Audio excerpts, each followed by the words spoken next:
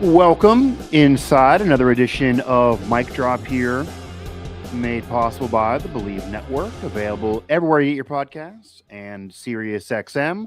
I am, as always, Mike Asti, and maybe this is just being a baseball Hall of Fame nerd, but this is my favorite time of year. This is one of my favorite time of year. At least you get the ballot months ago, and then you get the announcement, and we are now talking after the announcement, the day after the announcement, of who will be enshrined in Cooperstown. And a lot of controversy is always involved in who's going to be enshrined in Cooperstown. It's probably the most controversial Hall of Fame selection every single year. It is also, for my money, the most hallowed Hall of Fame for sure. A lot of the other ones have been watered down. Some believe this one maybe has, but there's something special about the Baseball Hall of Fame. I've been there numerous times, and there's just something different about it than the others. But I enjoy this. I enjoy this conversation. I enjoy digging in, especially with Baseball Hall of Fame voters. I am not one. Will Graves, who has been on this show in the past, talked to us after the ballot was released, and he told us who he was voting for. We've talked to him a myriad of times, but I wanted to get somebody else on, get their perspective on, and it is a friend and colleague, John Perrotto, who has been a longtime baseball writer, and that is really an understatement. How many years there, John? 30 plus, I know, at least. If I do it this year, it'll be my 39th. Yeah. 39. You got to get to an even 40. You have to get to an even 40 for me. So, not to date him, but John has been doing this longer than I've been alive, and to much success for sure. A longtime Baseball Hall of Fame voter. I believe you said 98 was your first year voting, correct? Yes. 1998. And currently writes for a myriad of outlets, but a longtime baseball writer, and somebody that certainly is tapped into the baseball community, and that, again, is an understatement. So, John, happy to have you on. A little different ballot than Will for sure, so I wanted to get a different perspective on now that we have the announcement of Carlos Beltran, Andrew Jones joining Jeff Kent, and it's going to be a smaller class this year. We'll see what future classes look like. I kind of think that future ones might open up a little bit, but a smaller class this year. But I saw on your ballot, John, that not only do you have these two guys, you have a lot of other candidates that you voted for. And as I brought up with Will and others, your ballot is, I guess, friendlier and more vast than some others. So obviously, there are some tightening in on who they want to vote for. We'll get into the whole PED issue. You're willing to vote for a myriad of players, and you did detail it a little bit on a recent Yardbarker article. But right now, before we fully get into your full ballot, why for you does Carlos Beltran, Andrew Jones both belong in Cooperstown? And then just as you're giving us thoughts on those two, what are your thoughts on Jeff Kent getting the nod from a different set? It's not from the voters. I know probably you would have voted for others and probably have voted for others that were in that room as well based on your overall ballot, but Jeff Kent gets the nod and nobody else does from that extra committee. Okay, well, I'll start with Jeff Kent. I'll start from the bottom. Sure. Jeff Kent was on the ballot at a time when there was a backlog of candidates. If you recall, there were a few years where either 0 or 1 person got elected because of the steroid guys, the PED guys, whatever you want to call them. And I think Jeff Kent would have gotten higher vote totals, but at the time there were probably 15 or 16 guys on the ballot that you could have made a strong case for the Hall of Fame. You can only vote for 10, and that happened in my case. I thought, he was worthy of my vote, but there were other guys who were more worthy of the vote, and he ended up, and it's really the only time in the 28 years that I've voted for the Hall of Fame. There was about a 3-year stretch there where we're actually got to the point where I had more people I wanted to vote for than ballot spaces, and I think that's where he kind of got backlogged. And to be totally honest, he was kind of a prick to deal with. I've heard that for sure. He was not a very nice man, and I'm not saying you can lay out the red carpet if someone comes to your locker, but at least treat him with a little bit of respect and dignity, which he didn't do most of the time. He was hard to deal with. And I don't take that into account, but I know some voters do. Some do. And we see that across Hall of Fames, but certainly the Baseball Hall of Fame. Some do. Yeah. But he definitely hurt himself by, he just, was condescending and he wasn't a very nice Yeah, man. but you have no problem with him No, getting the nod. but he was a great player. He's one of the best second Okay. basemen in baseball history. So I voted for him, and I would have voted for him even more often if there wasn't that backlog there and that span for about a 3-4 year span. As far as Carlos Beltran, to me, since he came onto the ballot, I guess this was his 4th year of eligibility. I voted for him every time. I know some people, hold the sign stealing scandal in Houston in 2017 against him. But, here's a guy with 400 homers, 300 stolen bases, over 2,000 hits.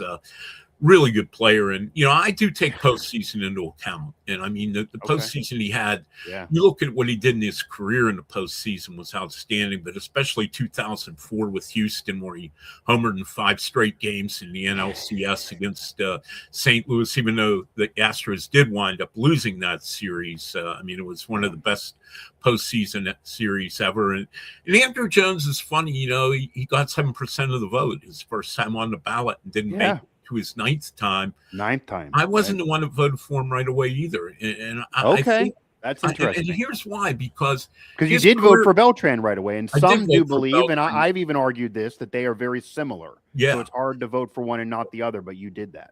But I think the thing with Beltran, I looked at his body of work and it was more consistent. And I kind of look at the Hall of Fame as a career achievement award too, just not being good for 5 years. And I know some people look the other way and say, well, whatever his best peak was, that's what I'm going to base my vote on. Sure. And, let's be honest, Andrew Jones's career went off a cliff after he left the Atlanta Braves. I mean, he went from being a Hall of Fame caliber player to barely a league average player in a hurry. And I'll be honest, that was still my initial thought of him when he first came on the ballot. It's like, this guy really wasn't very good the second half of his career. But then the more, and that's why guys are. And it's not just 1 year. People think of it as just 1 year.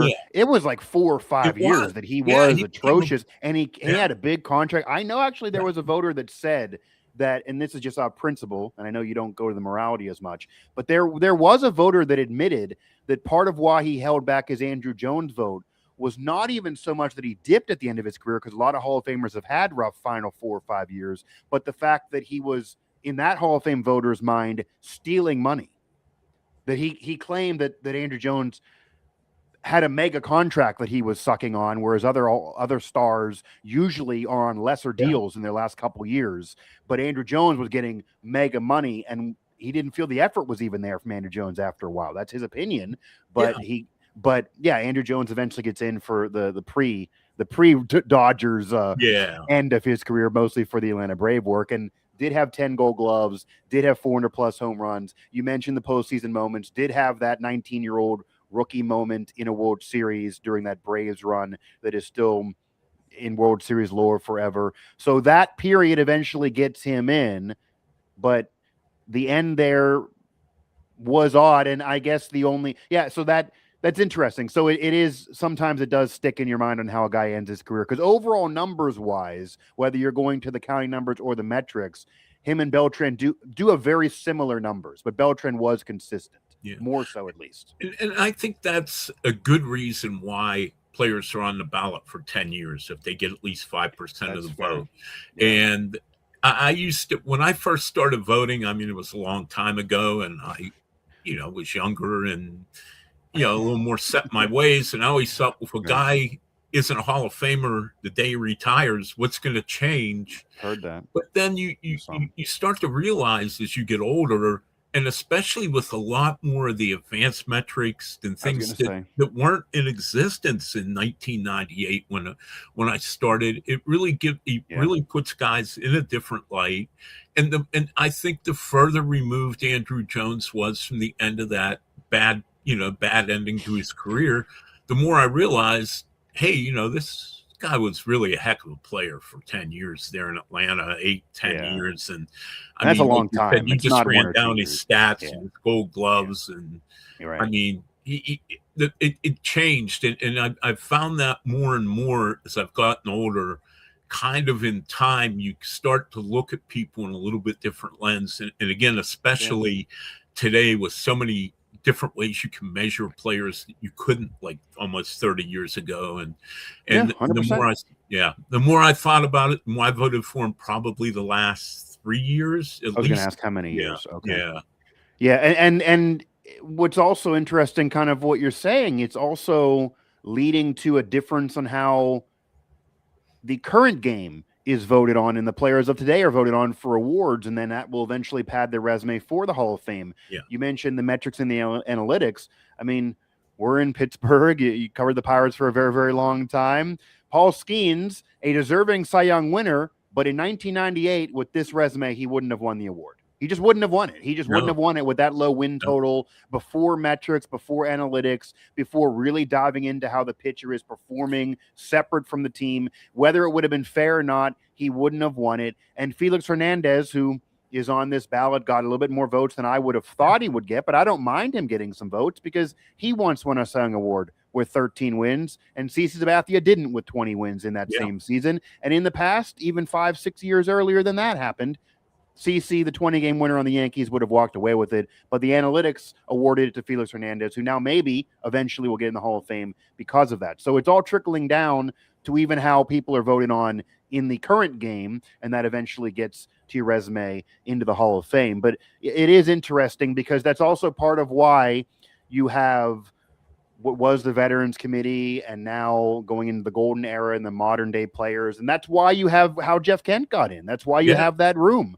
that it sometimes corrects the wrongs that you're saying, that Jeff Kent, power wise, I mean, people can say what they want about defense. That's, some like it, some don't from him, but offensively, one of the greatest offensive second basemen of all time, certainly home run wise, you could argue being the best. The numbers and the total says he was, and he eventually now gets in. But he was getting pedestrian votes for a guy that has that honor because of whether it's that he wasn't a nice guy or because there were just people that didn't mind the steroid issue were choosing between him and Bonds maybe and wanted to give the Bonds the vote. And that log jammed it, but then it corrected with Jeff Kent getting in. And I do want to get John Perrotto here joining me on Mic Drop with Believe and Sirius XM, Mike Asti, as we were talking Baseball Hall of Fame, the recent news of Beltran and Andrew Jones joining Jeff Kent, the smaller class this year, and then the rest of John's ballot, which is a big ballot maybe in comparison to others. Before we fully get into the steroid guys, though, I do also want to ask, and I kind of know the answer because of how your vote went and what you've said about the steroid issue, but maybe even separate from Bonds, because I would assume that you would want him and Clemens to be in based on your overall ballot. Was there anybody else that you thought should have been put in there with Jeff Kent? Because there's no rule that it has to be one guy in terms of that room, those 15 voters. Some thought maybe Don Mattingly should get the nod and that others should get the nod, separate from even the steroid guys. But their vote totals weren't that great. I mean, it really was Jeff Kent running away with that, and he ended up being the guy. Was there anybody else in there, even separate from the steroid guys, that you think should have joined Jeff Kent? Yeah, two guys you just mentioned, Barry Bonds and Roger Clemens. I mean, okay, just those can talk two about the steroids. Okay. You can talk, about everything, and I understand that point of view. I really do, and I know, quite a few people wouldn't vote for either one of them, but I don't know how you can erase history. I mean, Barry Bonds hit 762 home runs, whether you liked the guy, whether you didn't. Sure. He never failed a steroid test. So, I mean, there's a lot of anecdotal evidence, but he still hit 762 home runs, the most anybody's ever hit. Roger Clemens won 355 games and won 7 Cy Young awards, and you can't, or 8 Cy Young awards, and you can't just say he wasn't one of the greatest pitchers in baseball history. And that's how I look at it. I mean, how do we know if the modern guys from the 80s, 90s, this century didn't use steroids too? I mean, everyone. I think there's guys in the Hall of Fame now that use steroids. I mean, I'm not going to accuse Frank Thomas of being a steroid user because there's no proof. But here's a guy that's on TV selling basically synthetic steroids. Oh, wow, sure. Yeah. And he went in, his campaign was always, he was clean. He hit his 500 home runs because he was clean. Was he? I don't know.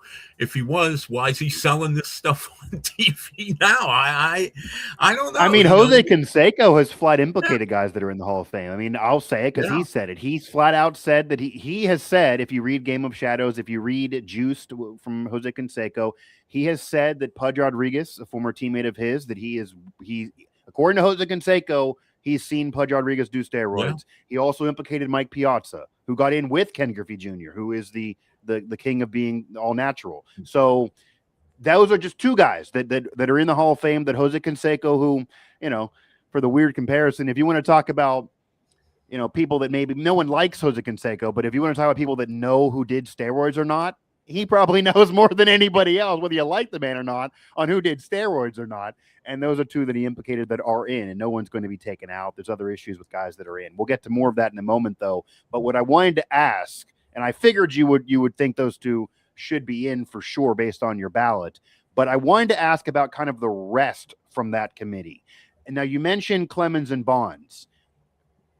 To throw another steroid guy in there that was on that, was a part of that, was on that group. Gary Sheffield does have 500 plus home runs, was involved in a world championship team, does have high batting averages way back, and did it with myriad of teams and all-stars, etc.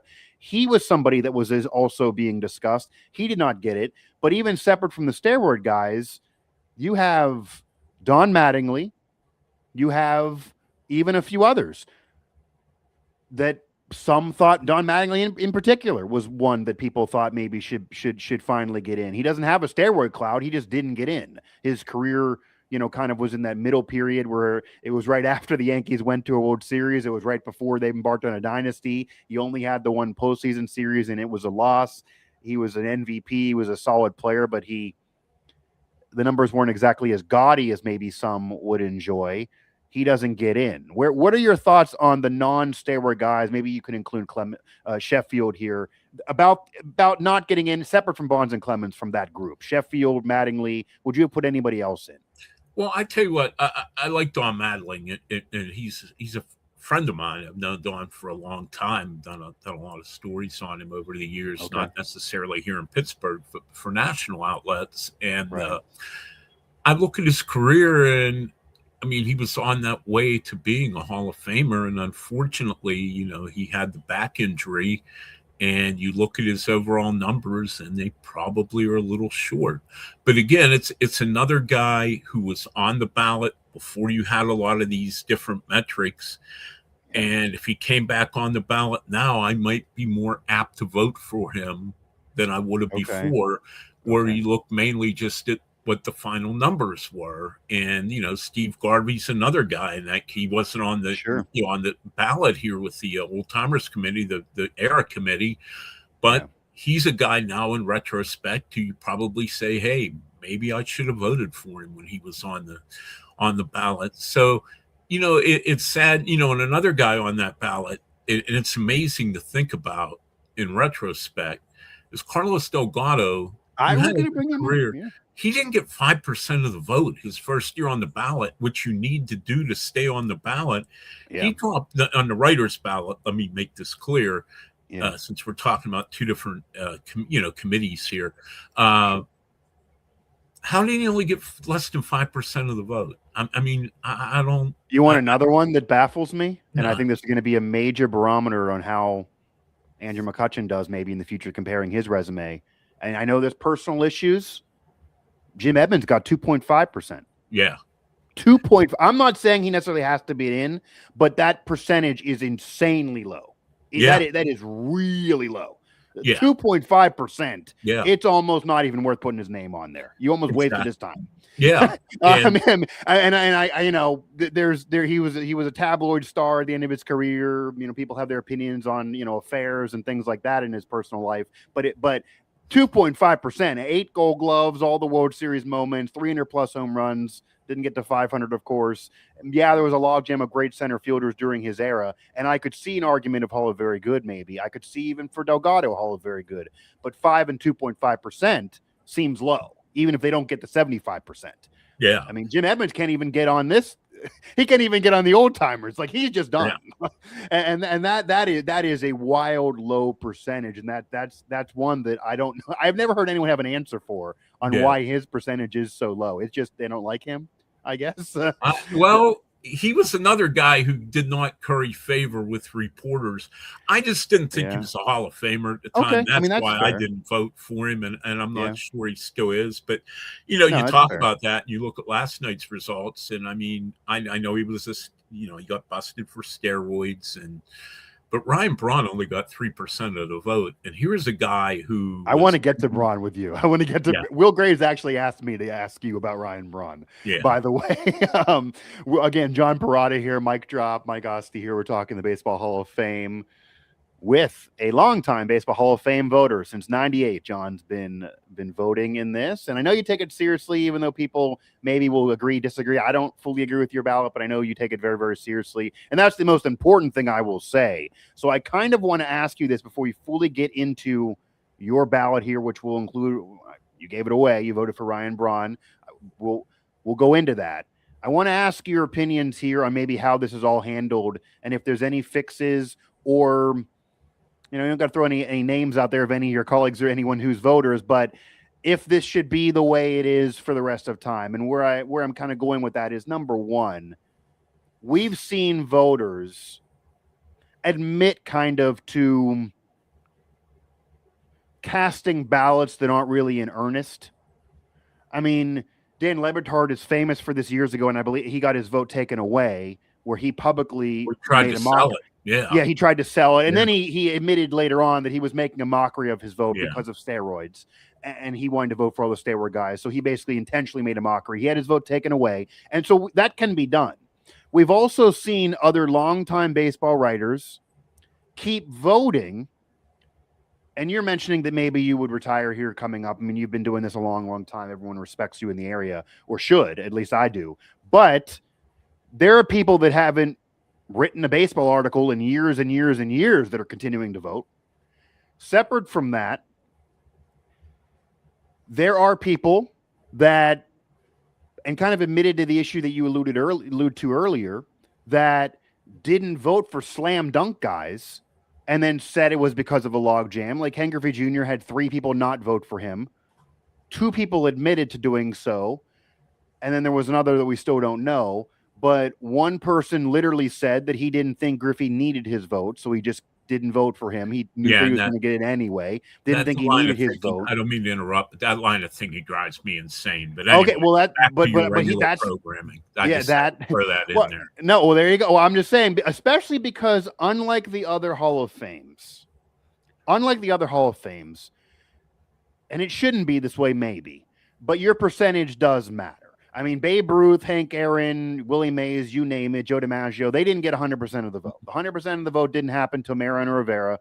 Many thought it would be Griffey because despite getting hurt a lot, his overall numbers were there. He did a lot in his prime. He has the peak time, whether in analytics or counting numbers, and he doesn't have a steroid cloud. But yet 3 people still didn't vote for the man. And one of them said Griffey didn't need his vote. So I guess we can start right there. Is there a fix? Is there anything when something like that is admitted that you want to see done to people who admit these things? Is that something you have a problem with, that if somebody would say, well, I'm not voting for somebody because they don't need my vote? Do you care about percentages people get even? Because Will did even mention to me that there are some guys that he thinks is a Hall of Famer, but he doesn't want to give them the honor of a potential high percentage. So he does consider not voting for them and making them go below the 90% threshold when he talks to his colleagues that are going to vote for him. He maybe says, I want that guy to dip down. What are your thoughts on even that mentality? I mean, that was a big deal during the Griffey year that somebody did say they think he's a Hall of Famer but didn't vote for him because he didn't need his vote. To be quite candid here, I'm going to be, I don't care what anybody else thinks I should vote for, who they think I should. It's my ballot. Sure, it's your vote. I mean, I don't, 100%. And I'd like to think at this stage of my career that I've covered all these guys. I've actually personally know a number of guys. Your ballot's legit. You're legit to vote, for sure. My problem is there are too many people voting on baseball that do not cover baseball regularly. Okay. And I'm not saying you have to be at the ballpark every day of the year, or that you have to go to the winter meetings or the GM meetings. But there are some people voting who, and a lot of these are columnists, and Yeah. I mean, there are Because if lots you're a of columnist, you're not a beat baseball. writer. You don't need Yeah, to be there every day. Right. Yeah. no, but you should at You're not least show up reporting. a couple Sure. times a year. I mean, there are people Sure. who voted seriously. There are Sure. people who voted, and I'm not going to call out names. I'm not going to do that, but I think people can kind of figure this out if they read the newspapers or what have you. There are a couple voters, active sports writers, who have votes in the Pittsburgh chapter who didn't show up at the ballpark one time the entire year. Now, I'm not saying you got to be there for X amount of games, a certain percentage of games, but how do those people still have a Hall of Fame vote? And the other thing is 10 years after you get, if you have 10 full years, consecutive years in the association, you get a vote. Right. Okay. I still think there should be a screening committee because there are too many people who are able to get into the BBWAA, like columnists and what have you, that really don't cover baseball. And I just, that's fair. You could argue. I mean, it's harder to get it harder. It's hard to get into that than say the pro football writers or the basketball writers. I'm in those. Yeah.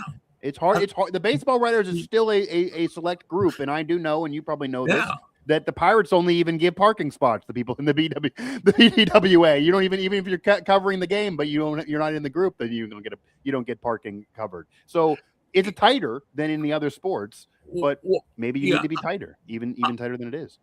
I will make this point. I covered 2 Super Bowls. That does not qualify me to be a Pro Football Hall of Fame voter. Sure. And would I ever for a minute suggest that I should be on that panel, 50 people who select the Hall of Fame? Right. And if I've covered more Super Bowls than certain baseball voters have went to the ballpark in a year, I mean, what does that say? And again, I mean, some of these people are friends, but I'm sorry. The bottom line, and I think, and okay, I understand the 10 years after you're out of the BBWAA, you can still vote. I would like that tightened up too. I was going to ask. Okay, I covered high school football for years in Beaver County. I worked at the Beaver County Times for 26 years. And part of Miami, we were a smaller paper. Everybody covered high school football. It didn't matter if you were a beat guy on the pro beat or you were the youngest guy taking the box scores over the phone. Everybody chipped in. I haven't covered a high school football game in Beaver County for a newspaper for way past 10 years. And even 5 years after the last time I covered a game, I couldn't tell you what was going on with all the teams in Beaver County and the area that we covered, our newspaper. So I really wonder if you have somebody that's a Hall of Fame voter and they've gone on to cover basketball or they've retired, how closely they are in tune with baseball anymore. And I just think there's too many voters.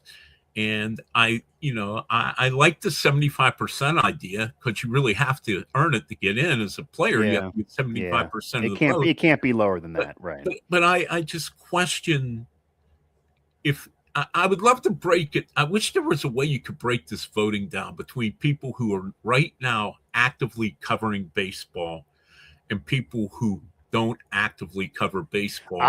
See what the percentages are on some of these guys. It would really be fascinating for me to see what exactly. And that's the thing that you mentioned 50 people voting on the Pro Football Hall of Fame. It is easier to get into the Pro Football writers, but it is harder to be part of that Hall of Fame committee. That is very, very, very, very tight. Same thing with even in other sports. But for baseball, the 10 years in baseball writers gets you on, and then there might be diligent voters who are there that are doing their job. It does not feel like you need almost 300 people to be voting in this. The other sports do not have close to that number, and part of it is, as you're mentioning, there are many people who are retired who have continued to vote, and maybe they're doing their research in Florida at the beach. Could be, but the baseball, that's why Dan Lebertard's so insane. The baseball writers committee, once you get a vote, as long as you keep voting, you really got to do something to lose that vote. So, and you almost got to be like Dan Lebertard was literally like begging to lose it. He was publicly saying, Yeah. I don't want this. Yeah. Unless that is what you're doing and you just happen to stop covering and you vote and you never go to a game, you're going to keep that vote no matter what your age is, no matter what you're doing in or out of media. You could be retired. So do you maybe want a screening process after a certain amount of time, or I don't know how to whittle that down, but we don't need that number. If that means 100 people drop off their vote and now we only have 150, that's not really a problem for me. I don't think you need as many voters as you have. No, I don't either. And I think, again, it's kind of a slippery slope, but where do you draw the line? You cut off the line, and you know, it's interesting. And I know that maybe if I were a columnist, I would think this the other way. If I weren't at the ballpark regularly, if I weren't talking to people baseball regularly, if I had, because that's a promoted job. I'm the point of my career. Everybody on the ballot. I was an active baseball writer when they played. Now I understand if you've only been in the organization 10 years. I mean, when I started, there were people on the ballot who I remember watching as a kid, like Dick Allen will be an example. I mean, Dick Allen's from my neck of the woods. He grew up in Waupun. I live in Beaver Falls. And I mean, I was biased toward Dick Allen. He was one of my heroes when I was a kid. He was a local guy, and he was an MVP of the American League.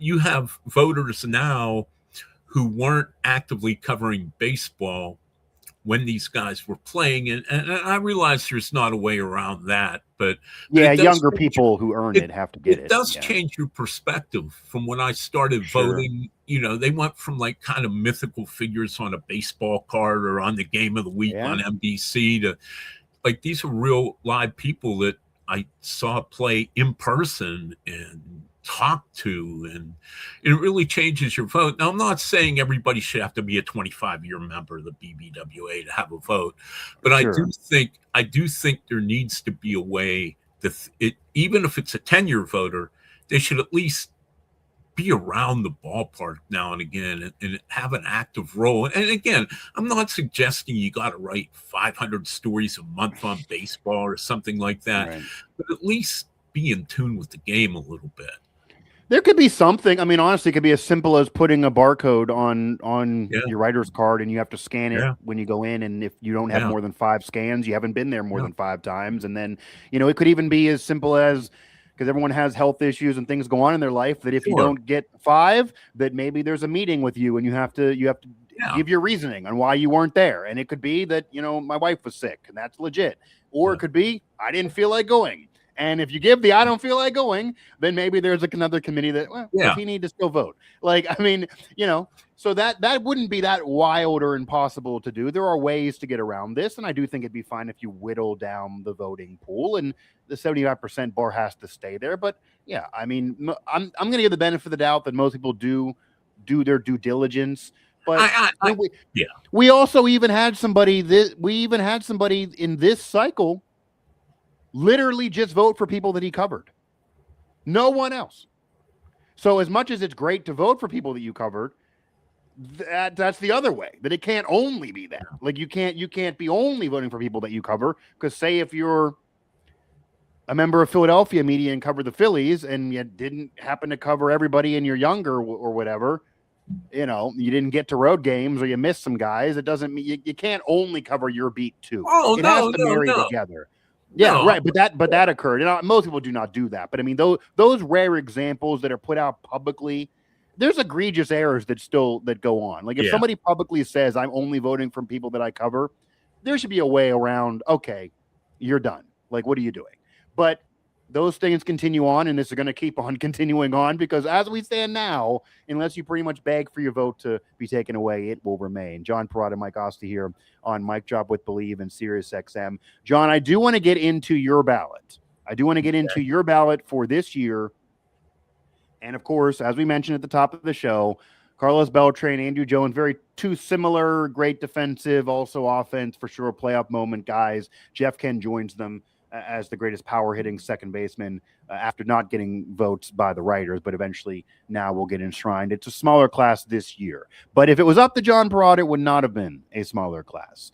I want to kind of go down this a little bit here, and I'm going to pick out some guys that I think are probably controversial, maybe, and we're going to talk the steroid guys, but I'm going to put a pin in them and leave them be for a moment. So one guy that is very controversial now, and you mentioned that there are certain guys that get maybe more love or should get more love because now we're in an analytic age where they wouldn't have got votes in the past. And one of those guys that really stands out to kind of fit that bill maybe for some is Bobby Abreu. If we're talking in the 90s, he probably wouldn't be getting any kind of love on any kind of ballot. No. However, you voted for him, and I don't know if he's ever going to get there. However, he did better than I would have thought maybe in terms of his total. And there are some he got 30.8%, not nearly 75%. We'll see how he does. 7th year on the ballot, 131 total votes. You could argue maybe he even deserves a lot more and deserves many more votes. There are some that think that maybe he doesn't deserve that many. Part of his argument is that, yeah, there's some power. No, he was never the best player in the game, only the 2 All-Star appearances, but 400 plus steals. He was an all-around player, even if maybe people who are casual fans or just know the big names wouldn't have thought of him in an era that was really, really crowded. So what is your case for Bobby Abreu? Because he got some votes, maybe more than some would have thought, but not nearly enough to really knock at the door of Cooperstown. I changed my mind on him when he first came on the ballot. Really, literally the first thing that goes through your head before any research, before anything, your first thought, at least mine, and I can't speak this for every Hall of Fame voter, right? Is he a Hall of Famer? That's the very, very first thing you think of when you read, especially when guys are on the ballot for the first time. Yeah. Like for example, like Nick Markakis, who was a good player. But is he a Hall of Famer? No. And even after I dug into the numbers, it's like, no. But with Abreu, the longer he was on the ballot, the more I thought about his career. And like you said, only 2 All-Star games. He never had that monster season, but boy, you look over his career, and he was really a good player for a long time. And for me, this is one where I don't need to put a qualifier on it. It's the Lifetime Achievement Award, in my estimation, for him. This guy, he had steady, be above average season, above average season, above average season. Yeah. And then when you look down after all the years he played, you said, you know what, this guy had an above average career. He might not have ever won an MVP, and he might never, generate a lot of headlines. But man, he did a lot of things and did a lot of things well. I will say it's one shining moment. I happened to be there in the 2005 All-Star game at Comerica Park in Detroit. And I'm not like, I certainly don't count the home run derby into my criteria for who's. It's just a fun exhibition. It really, to me, it doesn't mean anything. Yeah, like assessment is going to get some votes for that, right? Yeah, it's a fun thing, and I do. But that was quite the show he put on that Comerica Park. But again, it wasn't like he hit any 550-foot homers. It was like kind of the epitome of Bobby Abreu. It makes you wish he would have been an all-star more than 2 times. But it was just one after another after the consistency, I guess, is what I'm driving at here. Is it's sort of his biggest moment in the national spotlight was the consistency that he showed in that home run derby, and it kind of really encapsulates Bobby Abreu's career. And like I said, again, with more perspective and more time, and you tend to sometimes start to pour more emphasis on things than maybe I did 5 years ago. Yeah, and that's fair, and that's probably why he is getting some votes now, even though, again, he's far from the 75% bar, only at 30.8%. But, a pro for him would be, and this is going back to more of the modern day thinking, and even what you adjusted to, even though you've been doing this a very, very long time, and, you've been around. His wins above replacement, his BWAR in terms of baseball reference, which is cited a lot, is 60.2. Yeah. That is really good. And by the way, to make this clear, that is higher than some current Hall of Famers. Yeah. That is not a low number by any means. 60.2 again. Now, what counters him, which is a negative outside of just the 2 All-Star appearances, because that is opinion. So, say what you want about opinion. But 60.2 on wins above replacement. And by the way, again, to throw that out there, Andrew Jones is at 62.7. So very, very close. But a big difference that is an advantage for Andrew Jones, aside from all the Gold Gloves and the defensive metrics, and I think he's deserving and all the other numbers. 434 home runs for Andrew Jones, including the 5-year slide at the end of his career. Bobby Abreu, John, only hit 288 home runs. If we added the home run derby, he would barely get over 300. Yeah. Like his overall total was not that high. I believe he only had 230 home run seasons.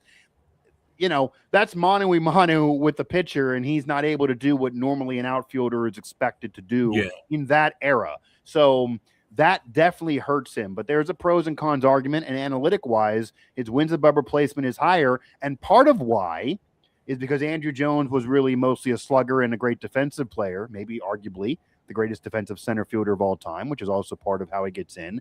But Bobby Abreu could steal some bases. I mean, that's not something that's going on for Andrew Jones. Only stole 152. Bobby Abreu, again, over 400. Over 400 stolen bases is a really high number for somebody that you wouldn't think of as a Hall of Famer. But again, Bobby Abreu, probably not ever going to get in. It'll be interesting how he'll then do on the Veterans Committees years later, and if he'll ever get revisited in that regard. Now, moving off of Bobby Abreu, who is one that certainly stands out, the previously mentioned Ryan Braun. Now, obviously, he's connected to steroid use, and that's a ding for people in general. But there is an argument with Ryan Braun that's separate from the steroid issue that we talked about with Bonds, Clemens, Sheffield, and others, that if there was no steroid issue, Bonds, Clemens, even Gary Sheffield over 500 home runs. I mean, hell, Sammy Sosa was 600 plus and 360 home run seasons. He would have got in. He's not even getting love now in general. Those guys would be in if there was no steroid issue, Clemens too, for a pitcher. But Ryan Braun, to me, John, even if you didn't care about steroids, would still be a borderline case. I mean, he does have an MVP to his credit. He doesn't have the mega numbers overall that maybe you would want. He does have some peak years, and you mentioned that sometimes it could be a full-on career lifetime achievement award for you, and doesn't have to just be off peak years. But his overall home run total is only 352, 1,154 RBI, so he's over 1,000, but that's lower than a lot of others that are actually even still getting snubbed. I mean, Abreu has more RBI than Ryan Braun right now. Again, he has the Rookie of the Year and the MVP, and does have a myriad of All-Star appearances, but the overall counting numbers aren't really there. His wins above replacement is at 47.2, so he's significantly lower than Abreu and others who are borderline guys. I know you did vote for Abreu. What is your case for Ryan Braun? Because for me, even if you take away steroids, he's still a borderline guy. He is a borderline guy, and this is a case where I took peak into consideration more than anything. And here's another reason I voted for Ryan Braun, and it has nothing to do with his statistics. The Brewers were bad for a long time before he got there. They'd had 16 straight losing seasons. Them and the Pirates at the time were neck and neck. Well, they were even, and who was going to get the record for most consecutive losing seasons. And it was more than just Ryan. You can't attribute the whole turnaround to Ryan Braun, but there is certainly no doubt that he was the catalyst that turned that franchise around when they drafted him, and he got to the big leagues fast, and he, won MVP, I believe, in his third year in the league or second. And that's a case where I let some factors. Fifth year, Rookie of the Year, and then fifth year MVP. Yeah.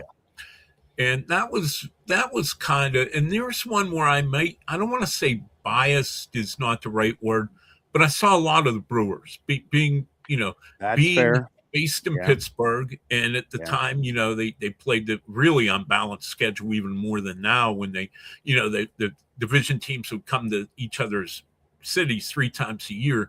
So I saw him a lot. I saw the impact he had. I talked to people in the front office, talked to people, the manager, Ned Yost, and then Craig Counsell, and they all said he was the guy. When they got Ryan Braun, he was the guy that was the difference maker. And I took that into account. Now, maybe if I were based in Minneapolis, where I didn't see him all the time, or Seattle or Phoenix, maybe I wouldn't have looked at him in that way, and I wouldn't have had as much not inside knowledge, but insight, I guess, from what exactly he made to that franchise. And I knew he was never going to get in. And But in my mind, what he did for Milwaukee counted. But I will say this: I am surprised that he fell off the ballot in 1 year. I thought he would garner a little more support than 5%. I didn't think he would get like 30 or 35, but I thought he would get some. And I know of my 10 votes, other than the steroid guys, that's the one that raised eyebrows. And I get it. I totally understand why people would say, "What was he thinking? Voting for Braun?" But that played a large part in my thinking, what he meant to that organization. Yeah, if you don't mind a big Hall of Fame, I guess, and I do see your perspective, seeing him so much, so maybe it was tainted in that way. But yeah, you mentioned 3.5% for him, only 15 votes. So here on Mic Drop, we were talking to one of the 15 voters that voted for Ryan Braun. Only 15 total votes went Ryan Braun's way. And for me, I just can't get beyond the overall body of work. For me is not there. If we're going to just go to the peak, sure, you could argue that from that rookie of the year to the MVP, that 5-year stretch, he was maybe the best player in the game, or one of the best players in the game, and he was resurrecting a franchise that had been dormant for sure. And especially if you're going to vote for him for those awards at that time, you're saying that he's one of the best players in the game. But that's a really low home run total for me. The RBI total is not necessarily there in comparison to even guys who didn't get in. In terms of even his hit total, he's shy of even 2,000. If you care about any of those longevity and career achievement numbers, and again, some don't care about those things, but if you only care about the analytics, which I know there are some people who just care about the analytics, the 47.2 wins above replacement on Baseball Reference is below a Hall of Fame bar as well. Yeah. So I wouldn't care about the full-on body of work if the wins above replacement is way higher. But for me, I'd have less of a problem with Bobby Abreu getting there than Ryan Braun. And maybe it's because of the versatility, what Abreu could do as a stolen base threat as well. And then the WAR is just way higher. 47.2 to me is just a really low number. And yeah, he's off. We'll see if he's handled years from now. He's the Brewers can love him forever despite the steroid use. And then you add that to it and it just eliminates him. I do wonder what his percentage would be if there was no steroid accusations or steroid proof or steroid suspension or any of that marred his career. I still don't think he'd get in, but I imagine it'd be higher than 3.5%. Oh, I knew, and it wasn't why I did it, but I knew that was going to be the one on my ballot that was going to raise more eyebrows, other than Manny Ramirez and Alex Rodriguez. Yeah, they're sort of in a separate category.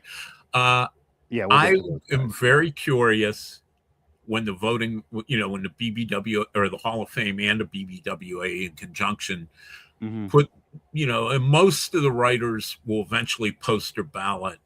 I'll be curious to comb through those ballots and see who the other people that voted for him.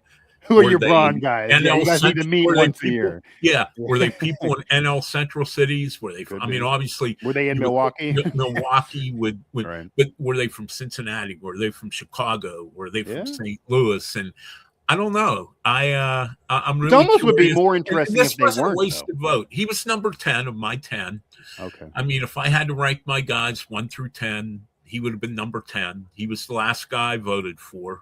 Yeah. To be fair, there's somebody that I'm going to offer to you at the end of this, after we do talk to steroid guys, and maybe a couple more on your ballot, that I could argue maybe should have been that 10th guy instead of Ryan Braun. I'll give you that name here in a bit here. Again, Mic Drop, John Perrotto, Mike Asti here. Available everywhere you get your podcast, made possible by the Believe Network and also on SiriusXM. Another one that I wanted to get to, and this maybe is not nearly like as controversial as Ryan Braun in any way, because there are some people voting for this man, even though he didn't get in yet, and that is Chase Utley. He's at 59.1%, only his third year on the ballot, 251 overall votes. The way he is trekking, John, he's probably going to get in. Oh, yeah. It would really be hard to imagine he's not going to get in. But there are some that still don't, clearly, based on the numbers, don't think that he deserves it. And I do think part of maybe what hurts him, if you're talking about those Phillies teams that broke their title drought and won that championship in 08 and then also got there in 09. Ryan Howard, who's obviously not going to be a Hall of Famer, but he was an MVP during that time. Jimmy Rollins was an MVP during that time frame. They are kind of the faces of that Phillies era. And Chase Utley was a great player, but kind of the third chair in terms of marketable assets under those two, regardless of where their careers finished. And of course, Chase Utley also had a postseason run and many years with the Los Angeles Dodgers at the end, where he was very productive as well. He finishes with 259 home runs, 1,025 RBI. He never won an MVP, but was an all-star several times, again, in the shadow of Ryan Howard and Jimmy Rollins. His hit total very, very high. The counting numbers aren't always there, but 64.6 for wins above replacement on Baseball Reference. That is very, very high for somebody not in the Hall of Fame right now at 64.6. He does have 154 stolen bases, so there's versatility there. The OBP of 358, the slug of 465, the OPS at 823. Those are numbers that people look to a lot more than even the hits and home runs and RBI that I mentioned at the top. So the counting numbers are not there. The analytics are all there. I wouldn't mind him getting in. I know you voted for him. So separate even from your case for him, because obviously I'd imagine the metrics helped get him there for you. Why do you think he's not getting enough love that while I think he's eventually going to get in, it's probably going to be 2 or 3 ballots from now from 59.1%, at least maybe 2 more from now. I don't know if he gets in next year. That'd be a pretty big jump to go about 16%. Is that uncommon to go? It usually we see people go 5% or so up every given year. People think they're probably going to be deserving it. So why do you think your colleagues are going to make this man wait several more years still? That's a good question. There's no steroid accusations, really underrated as a player. Nobody ever talked about him when they said, hey, he's one of the top 10 players in the game.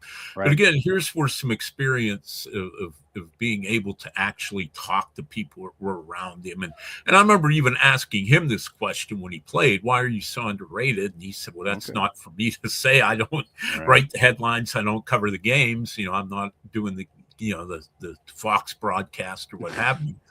But I covered a lot of the Phillies of that era for I was doing a lot of stuff for USA Today and Baseball Prospectus at the time. So I was around, certainly not every day, but enough that I kind of developed some relationships with some of the players there.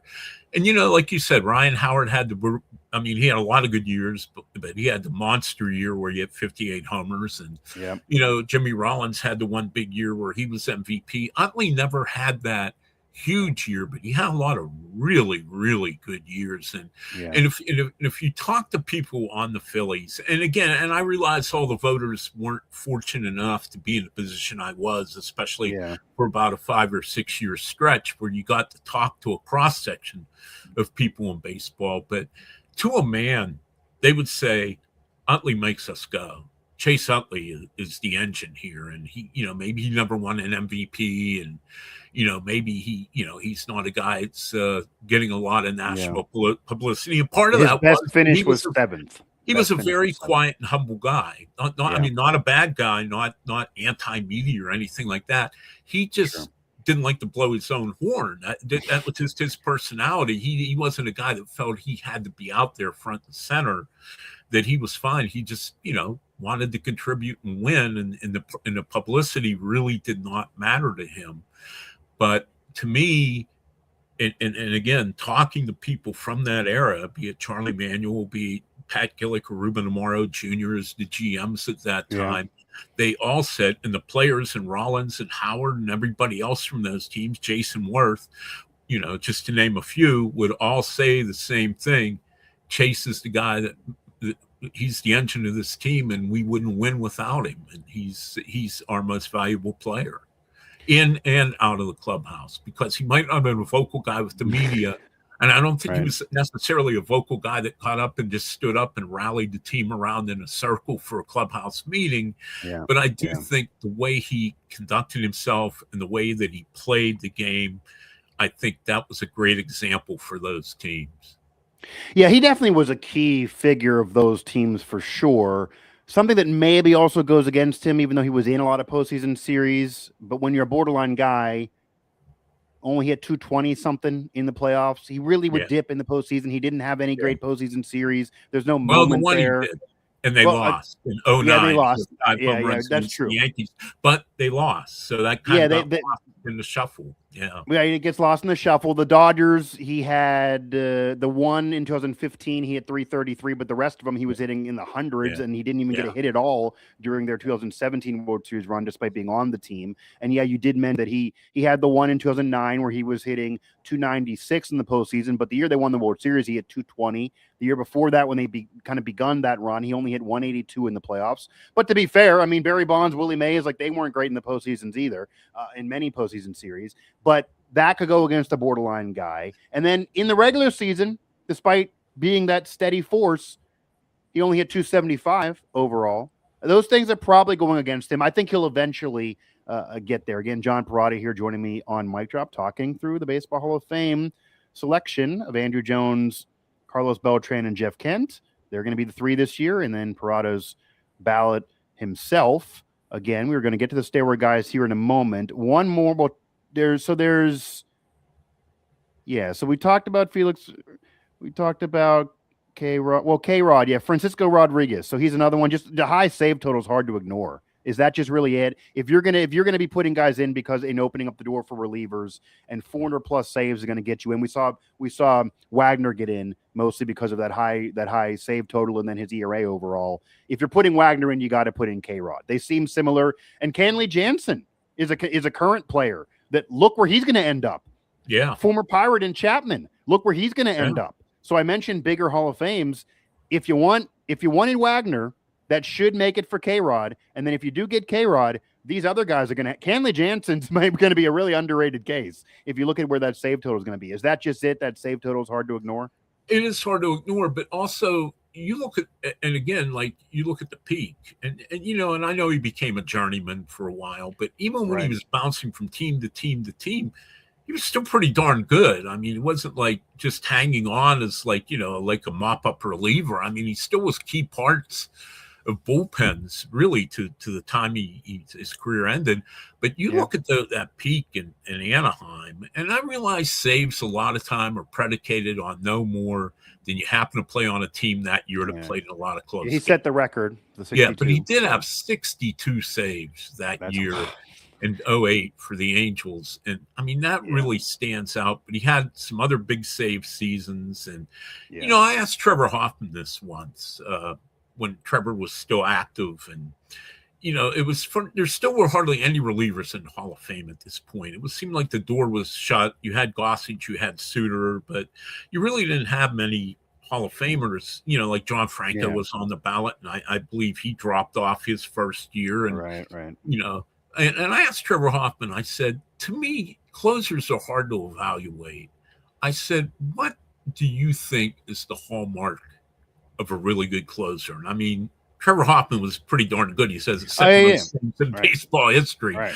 And he didn't even get into his third year. I mean, had the record at one point. He was a first ballot guy. Yeah, he took him 3 years. Let's put it this way, John. I think we would agree here. You put him on the Yankees instead of the Padres, he's walking in first ballot. No doubt. And Mariano Rivera, I mean, obviously Mariano Rivera is the GOAT and deserved to go in right away. But that felt like a little bit of, you had a World Series appearance, but your teams weren't good most of those times. You were compiling saves, whereas Mo was doing it in the postseason all those years. That felt like it. I mean, that's not Hoffman's fault to not be on the Yankees or not be on a dynasty. But that feels like that held that against him because his total was so high that if you're going to put any reliever in, it's him and Rivera. Absolutely. But I asked him what his criteria was. And I thought, here's a guy who's the top at the time was, the best reliever in the National League. Rivera was the best reliever in the American League. This is going back, I don't know, mid-2000s. We had this conversation. He was still with the Padres. And I asked him, I said, what in your mind constitutes a great closer? And we talked about how it was just hard to really gauge what relievers should be in and shouldn't be in the Hall of Fame. And he told me something interesting. And I mean, he said 30 save seasons. He goes, I think if you save 30 games in a year, you're a pretty darn good reliever. He goes, now I've had some years where, I've had more, in the 40s, and he had the 1 year with 51, I believe, 51 of 52 and saves. But he said, if I get the 30 saves, then I feel I've had a good year. You're happy. Okay. Yeah. So you do that 5-10 years in a row. Yeah. You're clearly on a different level. And that's, again, going to be, it'll be interesting how Kenley Jansen's handled, how K-Rod's eventually handled here the rest of his time on the ballot, how these guys are handled with that high total. And again, Wagner did get in, didn't have the 600 plus, but had 400 plus and did it as a flamethrower. And him getting in, I feel like opens up the door even more. But if you're going to let DHs get in, if you're going to let every position get in, and you're going to do it if being the best at certain positions like David Ortiz and Edgar Martinez were as a DH, that was controversial years ago, of course. If you're going to let positions in, you're going to go allow relievers to get in, then it can't just be Rivera. Like, you don't just have one. You got to go to guys that are deserving. So one that you didn't vote for that is brought up a lot is Cole Hamels. He is somebody that there's a lot of people out there that think that modern day wise, he maybe should garner more respect despite a low win total. He had 23.8% of the vote on his first year on the ballot, 101 total votes. I don't see him as somebody that you voted for. So you didn't, I don't think you voted for him. Why did you hold back on Hamels? Because metric and analytic wise, his wins above replacement, for example, is kind of high. His win total is really low. And I mean, I guess you can argue how many times was he the ace of the staff, but what held you back on Hamels? There are some, and more than you would think, voting for him now. Yeah. And I mean, he clearly was a good pitcher. I mean, he was one of the best in the league for a while, no doubt. Right. I'm kind of caught in the purgatory like I was with relievers, kind of between the old school, like, well, those guys only pitch an inning, or even the older guys like Gossage, pitched 3 innings. They didn't pitch 7 innings like starters did then, or 8 innings. I'm kind of caught in that purgatory where kind of the old school stats still matter to me, which is why I vote for Andy Pettitte with 255 wins.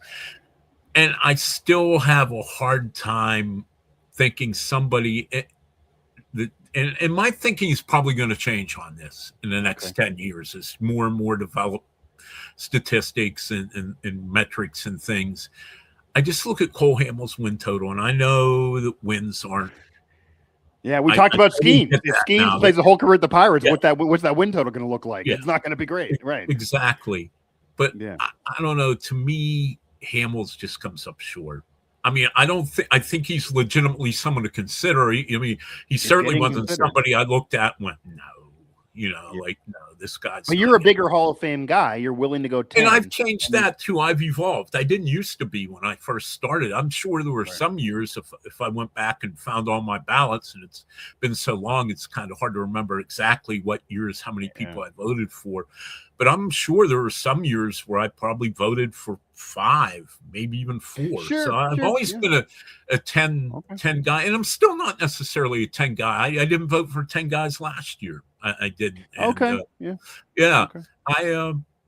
they got to deserve it. I hear you. He's just interesting to me because I am somebody in my generation that I do like somebody that we are ignoring the win-loss record a little bit if they're a solid player, and it's because it's the same thing with the win total for a hockey goaltender. Really, like for my money, you could argue Dominic Hasek being the GOAT. Doesn't even have 400 career wins. Is it his fault that he couldn't get some of these wins? The year that he had all the stacked Hall of Famers in Detroit, he won 40 plus games. No other year did he have that. So it is a team game. Baseball is a team game. Hockey's a team game. These are all team games.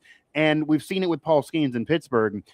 You could lose a game 1-0. You can lose a game 2-1. You pitched well. There's no way to deny it. And his win totals was hurting him. However, Felix Hernandez's vote total, even Pedro Martinez getting in as quickly as he did, obviously was a dominant, legendary pitcher, deserves it. But those win totals are low. I mean, that's below the 250 bar. That's below a lot of bars that people used to say it had to be 300 or nothing, and now it's 250 or nothing.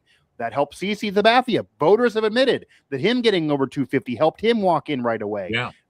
Is that really a difference of two or three wins that you would have made him wait a year? Those things annoy some, but Cole Hamels' total is so low. But I do kind of like that we are forgetting the win total a little bit because it's not fair to the individual player. He was on great teams, didn't have a high win total. That's a bit odd. I think one thing that maybe hurts Cole Hamels for me, aside from the win total, which isn't his fault, is his career ERA is almost 4.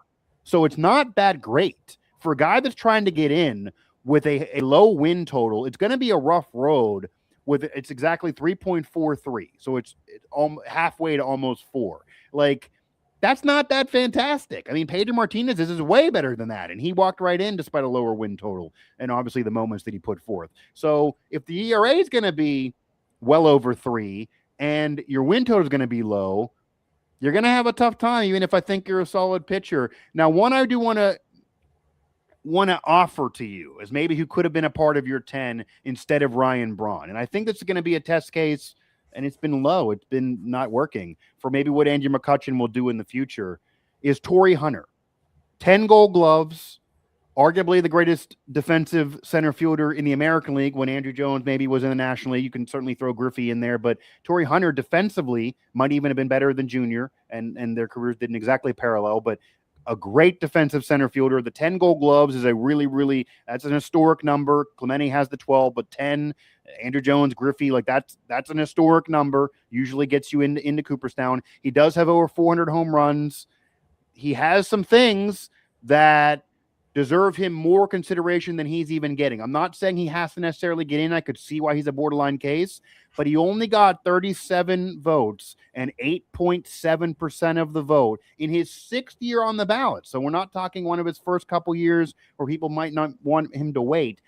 I know there are some that think Andrew McCutchen maybe will have a chance if he keeps on playing a little bit longer. He does have an MVP that Torrey Hunter does not have.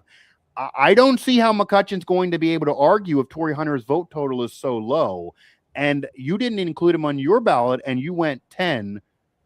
Why not Hunter for you? Why not more maybe love for Hunter, in your opinion, from even other voters out there? His numbers are not that far away from Beltran and Andrew Jones, but he is getting vote totals that are very far from them as they now got inducted.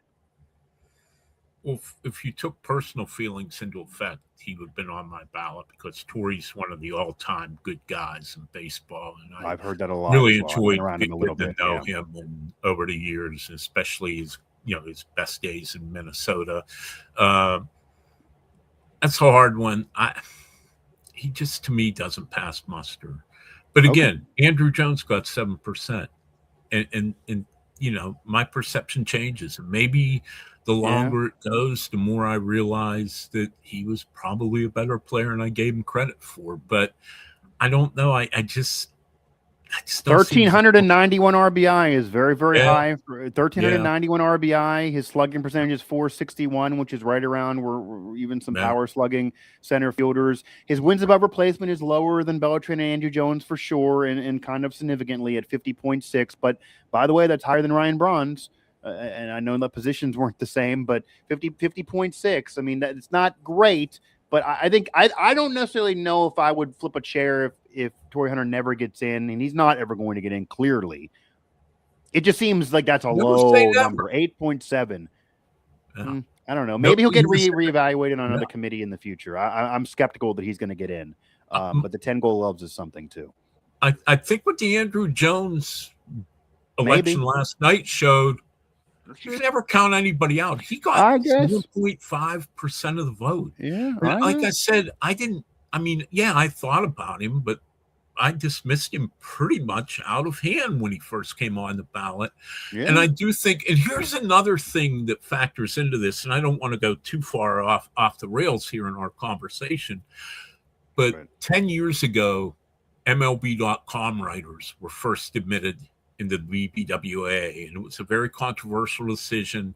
They are employees of the league. I wasn't necessarily, and it's nothing personal. Some of my it's a different thing than when you're employee of the league. I didn't vote for. I did not think that they should be in our association. I thought it should be more independent journalists, but the world has also changed a lot in the 39 years I've been doing this, which I guess I just committed to this season. But anyway, I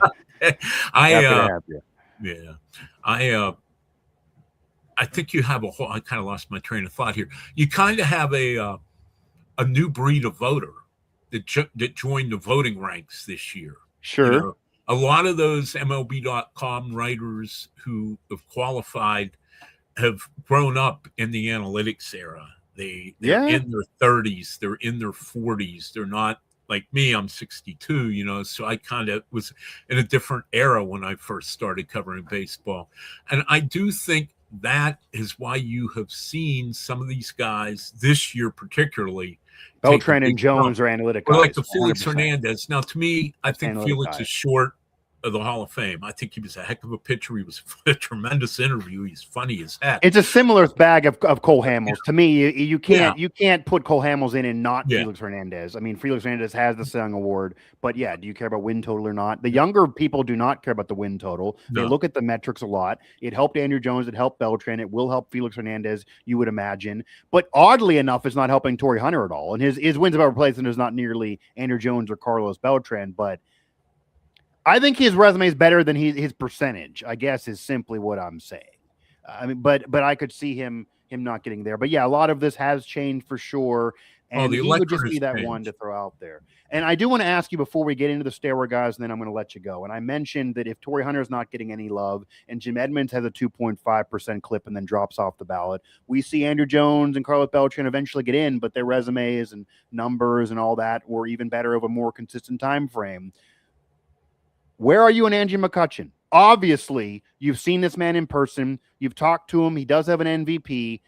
To me, and I'm in Pittsburgh too, he's a real nice guy. I've covered the Pirates at times. I've been around him. He was the face of stopping the losing and getting into that postseason, that 13-15 run. 100% deserving for the Pirates Hall of Fame, no matter what else happens. He's a great guy. However, as somebody who looks into this, I don't see how Andrew Jones can have to wait 9 years, or Torrey Hunter can get below 9%, or Jim Edmonds gets 2.5%, and Andrew McCutchen is getting people's votes. Maybe he would get yours. He seems like a Hall of very good borderline guy to me. Do you think Andrew Jones, or not Andrew Jones, Andrew McCutchen deserves Hall of Fame right now? Do you need to see more from him? Does he get your vote as we speak? I think about this subject more than you think I think about it, and especially now that he's. I would bet it. He'll be on this ballot eventually, and this could be really that last guy to wear a Pirate hat. He's going to have the logo. If Bonds ever gets in, it's going to have a Giants hat on. If this were 2016, 10 years ago, I would say undoubtedly he was going to end up in the Hall of Fame someday. But when he hurt his knee, he was still a good player, but he wasn't that elite player anymore. And, this is a hard one for me because it's going to be hard not to have personal feelings on this one, especially. I mean, I know. I've known Andrew since 18 years old, and he got drafted, and I've known him for 21 years, whoever been now. I've seen him basically grow up in the game from when he was a kid just starting out the Gulf Coast League into now. And I have great affection for Andrew, and he has been wonderful to me over the years. I'd like to think we have a really good reporter-player relationship after this many years. And, boy, it's tough. I don't know, John. He's a great guy. I agree with everything you're saying, and you've been around him more.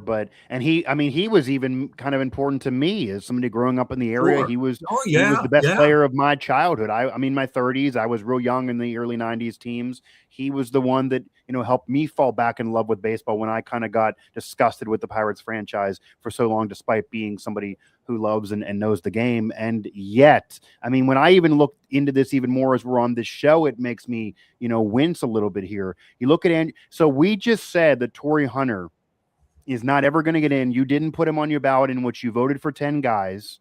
You think he's a borderline guy despite all the gold gloves. Torrey Hunter's wins above replacement is at 50. Andrew McCutchen is at 49 exactly. Andrew McCutchen has 1 gold glove. Torrey Hunter has 10. Andrew McCutchen does have an MVP, which Torrey Hunter did not even sniff, but Andrew McCutchen has that 1 MVP and a peak. And again, 1 gold glove, only a handful of all-star appearances, 5 actually, which is still kind of on the lower side of things, was top 5 in Rookie of the Year. Yeah. Last one was 2015, as you mentioned. It's been a decade plus where he's not even been near that game. His overall numbers in terms of the counting numbers, 332 home runs, 1,152 RBI, and his career batting average, despite being 300 plus during that peak year and those peak years, but his career batting average is only a 271. So, John, I know there's the personal feelings. That resume is factually lower than Torrey Hunter for me outside of the MVP. That's the thing. and maybe Andrew McCutchen will hang on a little bit more. I don't know what else he can do. I mean, he's not going to have any more big years. I think he's done. I think he's going to always fall shy. And it'll be interesting if he does get more of the younger love, especially from this Pittsburgh chapter, because he is that guy of our youth. So especially having the MLB.com writers, I'd wonder he's probably going to get some votes, but I still don't think he gets near 75%. I just don't think we have 2 writers in our chapter, and this isn't a bias thing because this is going back to long before they covered baseball, and they were even professional sports writers who have the number 22 in their email address. There's 2 guys in our chapter. That's the kind of impact Andrew McCutchen's had on baseball fans here. If forced to have to vote for him today, I'd say no. I'm with you. I think he's short. And it's sad. I really wonder if he wouldn't have had that knee injury. I think we would be talking about a guy who was clearly a slam dunk to go in. But I think if he could have got a few more All-Star appearances, certainly got to 400 home runs, maybe the Gold Gloves wouldn't even have mattered, but maybe 1 or 2 more would have helped. Yeah, the overall career hit total is over 2,000, which is nice. The doubles are there, 451 doubles. Those are things that are pros in his favor. He did win a Silver Slugger multiple times.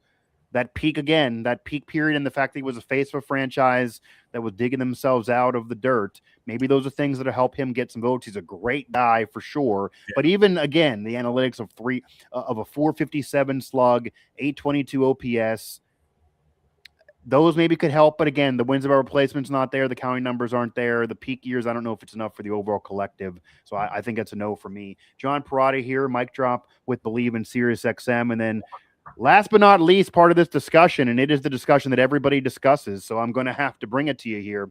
You have made it clear that steroids means nothing to you in terms of voting for people, that if the resume is there, you watch them play, if they deserve it regardless of roids, you put them in. We don't need to go through everyone's stats. Obviously, that includes A-Rod, Manny Ramirez, the Bonds, the Clemens, who were on there before. I'd imagine that if you had your perfect world, that would have put McGuire, Sosa, Sheffield, all those other guys that maybe aren't to Bonds' level, but would have been in regardless, in as well. I know your thoughts on the morality police, and you don't want to, be a morality cop, so that's why. My counter to you would be twofold.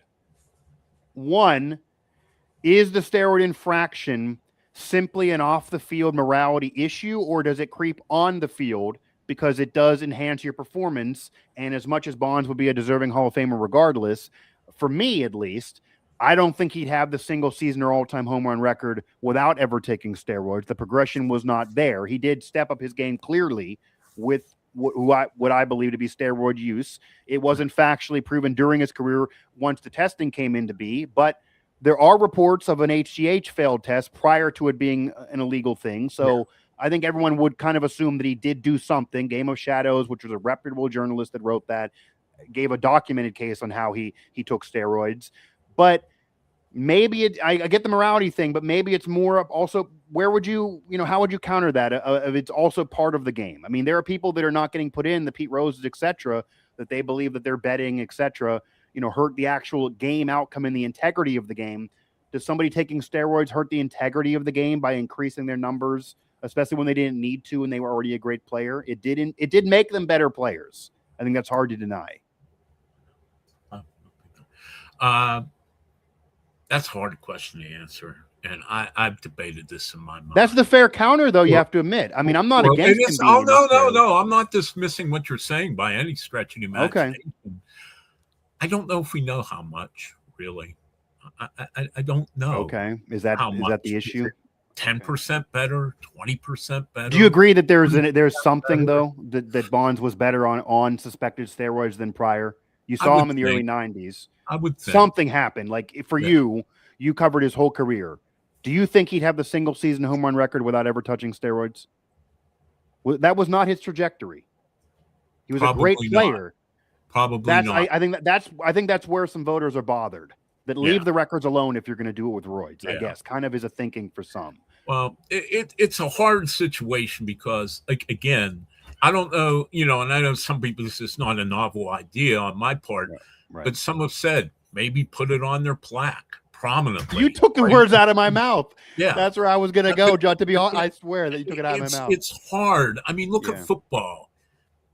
Who knows how much some of these linemen, you see them, they were 315 when they played, and now they're like 205 when they're not playing. I think it matters more. We're not talking about football. I get that. It matters more in baseball because people care about the numbers so much. Yeah. Even the casual fan, they know the numbers. Like I have ingrained in my head people's stats who were baseball legends. I know football. I'm in the Pro Football Writers Association. Maybe I'll get a Hall of Fame vote someday. I covered football for a long time in pro and college in my career. I don't have individual great players' numbers memorized like I do baseball. It's a stat-obsessed game. So if you taking steroids increases your stats, even if you already were a legend, that I think is the difference why it bothers people more. Because I'm not going to sit there and tell you that I don't think Ray Lewis or others probably use steroids. If you tell me that he used steroids, I would believe that. But I don't think people care if a linebacker gains 20% more muscle, but they do care if you go from 50 home runs to 73. Yeah. I think that's the issue. I think that's really where it is. And you took the words out of my mouth. Bonds has spoken out that he would be vehemently against the whole thing on the plaque. But what the plaque represents is documenting your accurate story. So I want to make this clear, despite being a younger voter and providing you the counter there. Bonds was a favorite player of mine growing up. I wouldn't have a problem with him necessarily being in the Hall of Fame. He was a great player, does deserve it. His bat, his artifacts are in Cooperstown. He's kind of already getting, some respect if you walk in those rooms. He just doesn't have a plaque on the wall. But I wouldn't have a problem if you put on the plaque, and we can even be factual to what we know. 7-time MVP, here's the numbers, and at the bottom, widely suspected of steroid use, or implicated in the book Game of Shadows of steroid use, or for A-Rod, suspended this many games. Manny Ramirez suspended this many games. Sammy Sosa, we uncovered the cork bat. Rafael Palmeiro, 500 home runs, 3,000 hits. You can go to what was said and what was later known from Congress to testing positive. Put that on the plaque because you're telling the full-on story that if I take my grandkids in 50 years and these guys are enshrined as legends, they can read a plaque and say, well, this was a great player, but maybe he also took steroids, rather than me having to explain it. If that was a compromise levied in your room of Hall of Fame voters where that was ever discussed of, okay, John, you're lax on the steroid guys. We will come off of being so strict on them and maybe put them in, but we want it on the plaque. Would you scoff at that, or would you be okay with that? I'd be okay with it. I would, because again, I just feel, I don't think these guys should be forgotten in time. They were major stars. They were big names in the sport, and I just don't think you can forget that. And I realize today that a lot of people want to cancel every kind of history and everybody, and I'm not getting political. I'm just saying how how some things that have happened here in the last 10 years. And I don't think you can cancel Barry Bonds. I don't think you can cancel A-Rod. I don't think you can cancel Roger Clemens or Manny Ramirez or, what have you. And again, I come back to the point, we can go round and round about this for 100 days. We could do a whole show on it. We're not going to do that here. Podcast ever. Yeah. And I mean, but I guess what it all comes down to is I wish I never thrown in the middle of this mess in a way, because this wasn't my own doing, but I think they deserve to be recognized. And if you do, there are some people that wish the game didn't come out. We don't know. There are some that would rather not know. There are 100%. There are some fans that have flat out said that they think it would be a better world if we just didn't know, even if they know they took steroids. That if Jose Canseco, and honestly, and I'll leave with this, John. And I don't know if you would vote for this man if he wasn't who he is, but if you look at the resume of Jose Canseco, that resume, if there was no whistleblower cloud, like if you're somebody that doesn't care about steroids, Jose Canseco's career resume would be more Hall of Fame worthy than some people realize. Yeah. That overall body, he ruined it himself by being the whistleblower. He's never going to get any votes. He didn't get any votes. He's not getting near it on any committee. He'll never even, I don't even think they even want him to go. Like he can't even attend with a ticket. But You look at where he was as a complete player. He was more of a complete player than Mark McGwire was when he was on those A's teams. You could argue he was the better player. He tailed off at the end, but you look at stolen bases, home run wise. I mean, the overall resume is comparable to some guys that we're debating here on this show. He's never going to get in, but that's just an interesting thing that, he gets thrown to those wolves. But yeah, I mean, I would not, I kind of do want it on their plaque to tell the story. I don't know if that ever would occur. I know Bonds doesn't want that. We will see what happens with them. I don't think they're ever going to get in. And I imagine that A-Rod and Manny and those guys will be held in the same esteem. And it'll be the same situation for them as well. They won't get in with the writers. We'll see what happens with the other committee. And I'm skeptical there because Bonds, despite being integrated more into society, didn't really do well with the committee. So who knows? But he's still respected. His bat is still in there. And John, I appreciate the time for sure. I know you have to get out of here. Yep. You are a longtime voter. Your vote definitely matters. Hope to see you again sometime soon in the press box. And certainly at a Pirate game.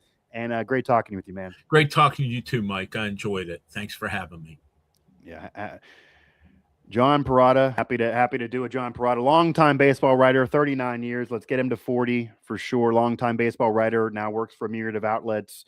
Long time there with the Beaver County Times and several others. Associated Press, Yardbarker, Roundtable Sports are some of those places that you can find his work today. And I don't fully agree with his ballot at all, no. But, I mean, he's definitely somebody that's putting in the work, talked to the guys, been covering the sport, has the knowledge, has the background. His ballot's worthy. He can definitely, make the case for his guys.